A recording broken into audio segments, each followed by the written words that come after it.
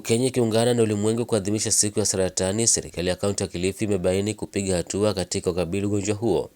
Kulingana na naibu gavana wa kaunti hiyo Flora Mbetsa, idadi ya wanaojitokeza kwa kujua hali zao imeongezeka kutoka 16% hadi 34%, jambo ambalo anasema linatokana na ushirikiano mwema baina ya washikadau na serikali hiyo. Akizungumza katika eneo la Marekani, Mbetsa aidha amewahakikishia wakazi kuwa serikali ya kaunti imeweka mkakati kuhakikisha wakazi wanapata huduma hizo karibu nao.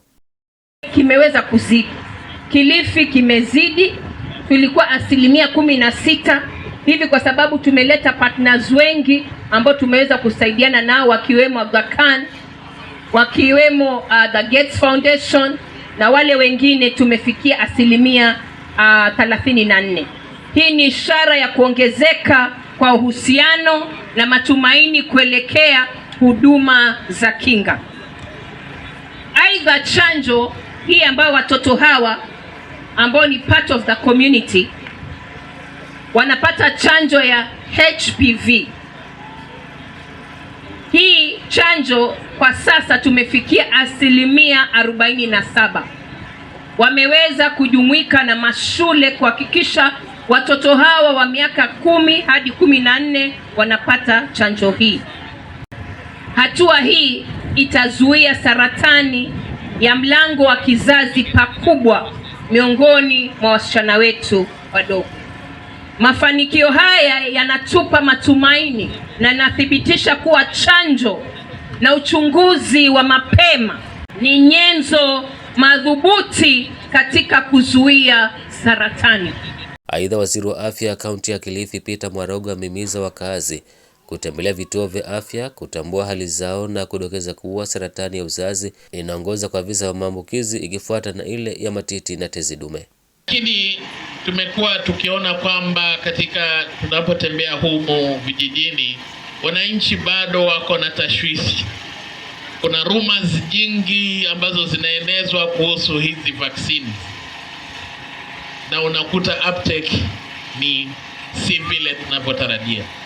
Kwa hivyo viongozi wetu, machief, community health promoter na sisi wengine ambao tunaishi humu mitaani tueneze hizi habari, maana hapa tunajaribu kukinga vizazi vijavyo. Kuna wale mashujaa wetu 3 4 hapa ambao wametuzungumzia kuhusu hii saratani, na mmesikia yale ambao wamepitia, na kuna wengi ambao wanapitia hayo zaidi, lakini haya tunaweza kuyakinga wakati tukichukua hatua mwafaka kama vile tunavyoelezwa na wataalamu mbalimbali. Kwa upande wake, afisa anayesimamia mradi wa kukabili ugonjwa wa saratani kutoka shirika la Aga Khan, Aquinas Mungatia, amepuzilia mbali dhana potofu inayolinganisha ugonjwa huu wa saratani na uchawi.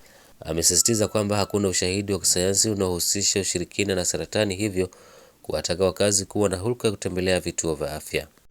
Hizi ndio tunaita misinformation, saa zingine tunazitambua kama myths tu. Is not a fact. Science has confirmed cervical cancer inakosiwa na HPV strain 16 na 18. So hakuna cause ingine ya cervical cancer. Hizi zingine ni predisposing the factors zenye zina ongeza tuseme kama multiple sex partners, added view of sex, watoto wengi, alcohol. Hizo zina expose more, but the cause ni HPV 16 na 18 for cervical cancer. So uchawi haina connection yote na HPV virus 16 na 18. Daktari Hassan Lali ni mkurugenzi wa matibabu kaunti ya Kilifi. Saratani ziko na tofauti yake. Kama saratani ya mlango wa uzazi, hii inaitwa genetic type ya 16 na 18 ya HPV, ambayo inaonekana kuleta saratani hii ya mlango wa uzazi. So kuzuiwa muhimu sana kwa sasa ni kuchanja wasichana ambao miaka 10 hadi 14.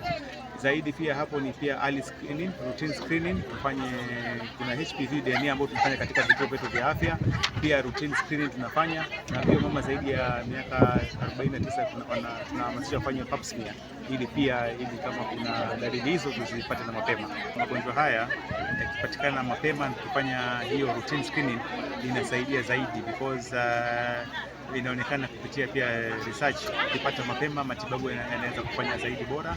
Na ombi langu tu ni tusiogope kufanya hizi routine screening kama wakina mama na pia wazee wetu, ile prostate pia wao wakifanya screening kuhakikisha wako sawa, hakuna madhara yoyote. Kuna screening na kurudia tena ukipata mapema inasaidia zaidi. Ali Vincent, Benvin TV.